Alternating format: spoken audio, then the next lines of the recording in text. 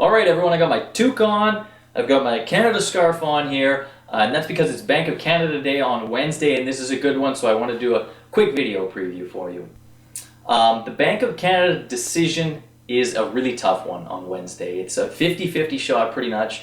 Probabilities on the iOS forwards fall at 49.2 to 50.8, so that's about as close as it can get. There are three things that I look at. What Bank of Canada should do first. They should cut. The Canadian economy will struggle. Oil's down 33% since they last met. That's $13 on WTI. Canadian oil trades at about a $14 discount to that. So it's going to be hard times in Canada. Other commodities down as well. You don't feel it on the streets here, but it's coming, and the Bank of Canada should know that. However, Paul Laws seems to believe that the non-resource export sector is going to drive the Canadian economy. And why is that? Well, you have the weak Canadian dollar. Canadian dollar down 13 days in a row. That's unprecedented. 10 is the old record, so it's the worst streak ever for the Canadian dollar, and that is a very important factor in the decision. Now, the Bank of Canada is happy for a weak Canadian dollar because they believe, like I said, that manufacturing will come back, that services exports will ramp up, that companies will outsource to Canada now because it's so much cheaper than the United States.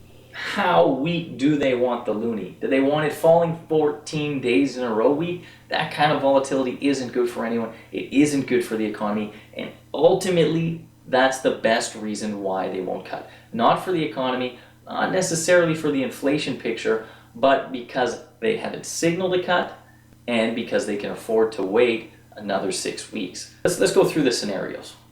First scenario, Bank of Canada cuts rates. All right, 50% says in the market. I think it's probably a little bit higher than that. We go into the decision, they cut rates down again. You can really get a blow off here. All right, I don't think it's going to last. I think the Canadian dollar might get its feet under it afterwards. And why is that? Because I don't expect Paul Laws to be overly dovish. He's still going to come out optimistic, and that might put the brakes on thoughts that another cut will come in 6 weeks or at the next meeting. So watch out for that. Watch out for that jump up in dollar CAD and then it leveling off, and we may get the highs an hour or two after the decision. Next scenario, they don't cut, but they're dovish, and I believe this is the most likely scenario right now. They won't point to the Canadian dollar, but that's clearly going to be a reason. They can set up for another cut later, and that is almost as good as delivering a cut anyway, because it's not going to filter through to the real economy via the banks. No one's cutting rates on mortgages. So you get that cut coming through later. The Bank of Canada doesn't necessarily hurt the loonie. You're going to get that snap back, and I think you get quite a bit back on that, maybe up to 142, even within a day or two or 24 hours. The third one is no cut, and Paul Laws remains optimistic. Now, this is an outlier. Maybe give it a 10% probability, but it would be a massive move.